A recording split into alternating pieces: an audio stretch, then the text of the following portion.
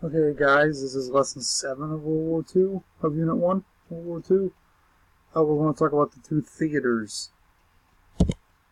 Now, some of you may be a little confused, like with what the two theaters are. The two theaters means they're like the main two parts of the world that the war was going on. There was two of them. There's the Pacific Theater and the European Theater. The Pacific Theater was fought in the Pacific. It's kind of self-given there. And the European theater, that was fought obviously in Europe.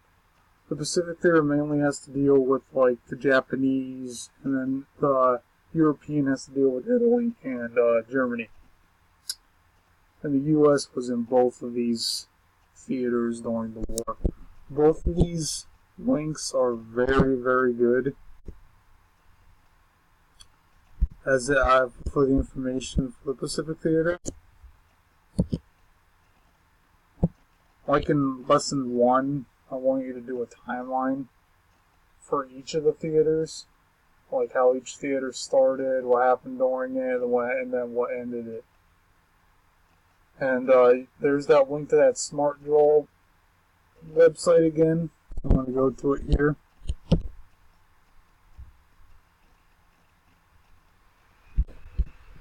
Let's go right here.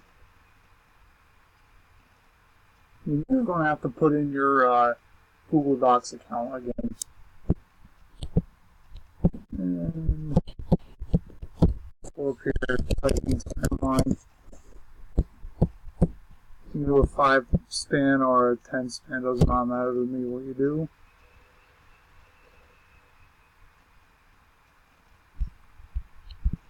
And then what you do here is click, add the year that the theater started in this, and then add the event that started the theater up here, and keep on going down. There is 10 of them. I'm not sure if you can add more.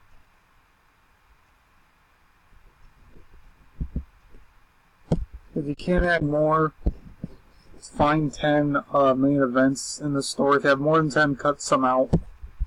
I don't need to know all 10 of them, so just add 10 events to it. And if there's not 10, then that's fine. Just don't. If you can't add anything more than that, which you should be able to, but if you can't, then that's fine too.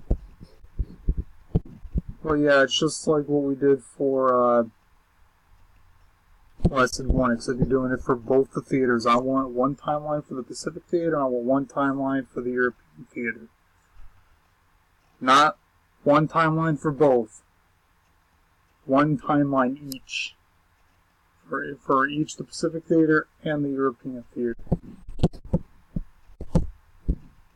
And you will need your Google account for this if you want to get into it.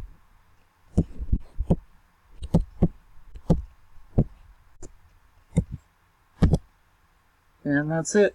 And the one thing I want you to do is at the end, I want you to, you can send a link, you can take a picture of it, put the picture on the email and send it to me. So that way I can grade you guys. Okay? We'll see you for lesson 8.